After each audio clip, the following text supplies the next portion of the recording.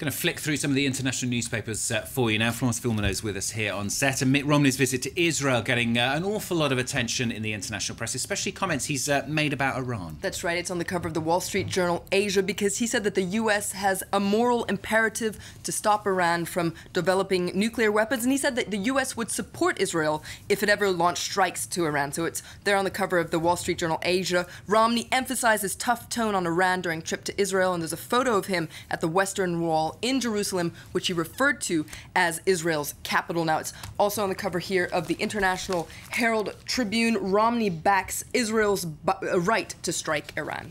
And the comment's getting a lot of attention, of course, in the region there. You've picked out some articles from Israel itself. That's right. Yediot Aharonot, so the center paper, applauds Romney and says that Israel and the White House, and the West rather, need Romney in the White House. But more than applauding Romney, what they really do is lambast Obama, which the article says that he's repeatedly broken promises, lied, has sided with Islam, and they say he's more Palestinian than the Palestinians themselves. And he says that, according to this article, he will do more damage in a second term as president. But there's a different opinion in Haaretz, the left-leaning paper. They say that all this is electioneering, and that basically Mitt Romney is just fishing for the Jewish vote ahead of the U.S. election, and he's making promises he might not be able to keep. And it warns Prime Minister Benjamin Netanyahu not to fall into this trap. Don't interfere, says the article. It says that Netanyahu must serve Israel's interest by refraining from crude intervention in the American election campaign. You also found some coverage in the Arabic and other international newspapers. That's right. This is coming from Gulf News. They say, once again,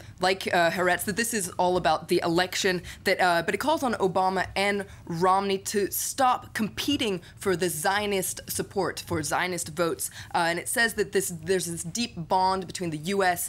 and Israel, which is wrong, according to this article. And it says that Obama and Romney should be telling American Jews that Netanyahu is forcing Israel into a miserable isolation. And there's an interesting take also on Romney's visit, this time in the Independent and in cartoon form, which is a very Olympic scenario. You see, it says that Romney is going for the gold, and he's beating Syrian President Bashar al-Assad to the top of the podium. And the discipline is most dangerous man in the Middle East.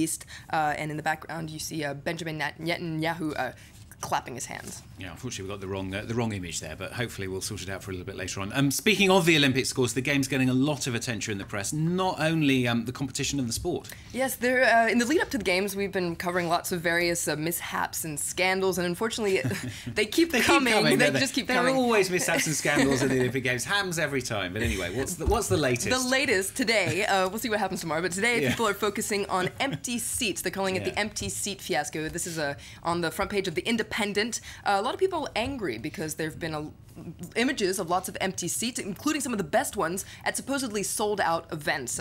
Now, there's a photo in the Independent which shows all these empty seats. According to the Daily Telegraph, there's up to 12,000 empty seats. Now, most of these are in accredited areas for journalists like us, unfortunately, members of the Olympic Committee, corporate tickets. Now, according to the officials that are organizing the event, teachers, school children, and off-duty members of the armed forces will be brought in to fill these empty seats, but it's drawn a lot of criticism, including from some of the athletes themselves. For instance, there's a quote by Faye Sultan, who's a 17-year-old Kuwaiti swimmer, who says that, "My parents couldn't even get tickets. This is just ridiculous." Does sound ludicrous, doesn't it? And another scandal, dogging organisers. This time regarding a set of keys, Wembley Stadium. That's right. This is an exclusive for the Daily Mail. According to this article, a set of keys went missing during the final preparations for the games. Now, Scotland Yard has admitted that it lost these keys to Wembley Stadium, but these are internal keys. And according to Scotland Yard, there's no security concern. But if they replace them, it could cost some £40,000 because these are high-tech laser keys, like similar ones used in prisons. Now, so this latest fiasco threatens to damage an already fragile confidence that people have in the security arrangements for the games. Now, search teams are still looking for these keys, so if you happen to be at Wembley Stadium, see some keys, please alert the closest security official. I'm sure they'd really appreciate it. Particularly if they've got little lasers on them. I enjoyed the opening ceremony, though. I think it was good. I don't know if you saw it, but I did. It was good. Good stuff. Florence, thank you very much. Florence Filmano with the international papers. Here on France 24. Don't go away.